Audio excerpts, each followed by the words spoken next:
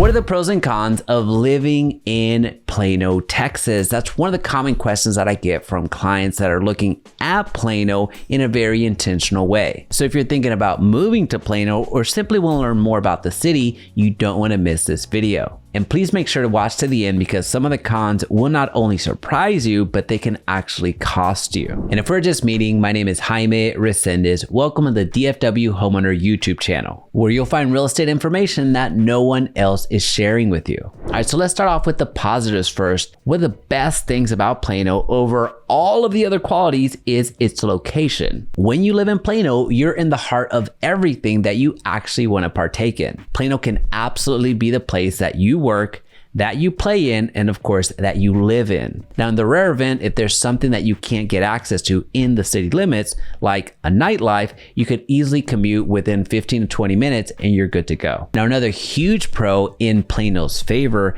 is the incredible school system. Plano's just flat out known for its school system. It's been the gold standard for ISDs all across the DFW metroplex. Seriously, if you were to ask anybody in the DFW metroplex, what's a city that has some of the best schools, Plano's gonna come up. Folks, the amount of scholarship money that gets awarded to Plano students every single year is in the millions when you add everything together. It's actually something that gets underreported and I'm not necessarily sure why. But as you may or may not know, I'm a real estate professional, so there's certain things that I'm not able to cover when it comes to schools. So I'm just gonna leave a lot of helpful resources linked down below for you to check them out. Now, another huge benefit to Plano, Texas is the parks and recreation scene. There is just an abundance of greenery. You get the benefits of living in a city, a very proper city, and have access to all of the green spaces. And it really doesn't matter where you live within Plano city limits,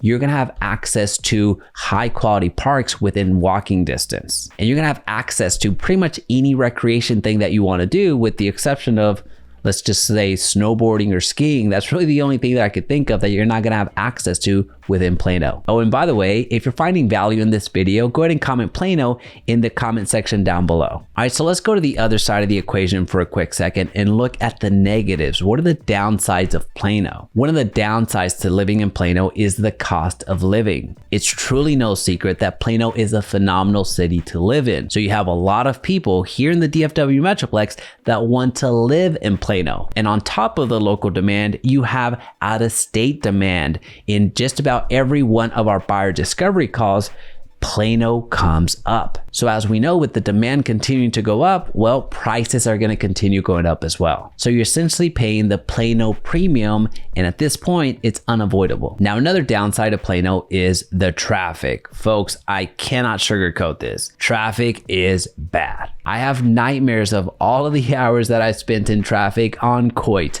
on Alma, on Custer, on all of these high traffic streets. Plano has so many successful companies within city limits that you have a lot of people commuting to work at the same time and coming back at the same time. So there's a lot of bottlenecks that get created. Now, this is no different than other cities in pretty much any metropolitan area. Now, something else to consider is that Plano has one highway which runs north to south, which is 75. Now, that is a free highway, but it also has a tollway that runs east to west in the George Bush Turnpike. And given that it's a tollway, it of course costs money. So if you're trying to keep a little bit more money in your pocket, then you need to budget a little bit more time on the roads and get comfortable with stoplights so as to avoid any tolls. Now, the third downside of Plano is that there's minimal new construction homes. Now, in this channel, we're big fans of new construction, so it really pains me to bring this point up when it comes to Plano, because at this point, most of the city has been developed for what it was supposed to be, which is either commercial or residential homes.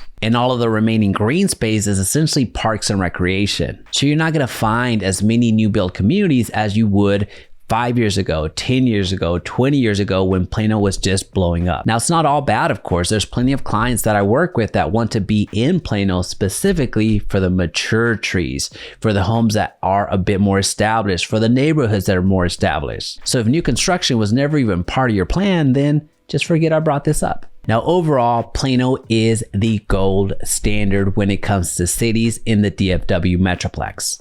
Now, the rating that we here at the DFW Homeowner YouTube channel give Plano is 4.5 out of 5. And if you want to see a full breakdown of why that's the case, check out this video right here. And if you're contemplating a move to Plano, check out our list of preferred homes in the description.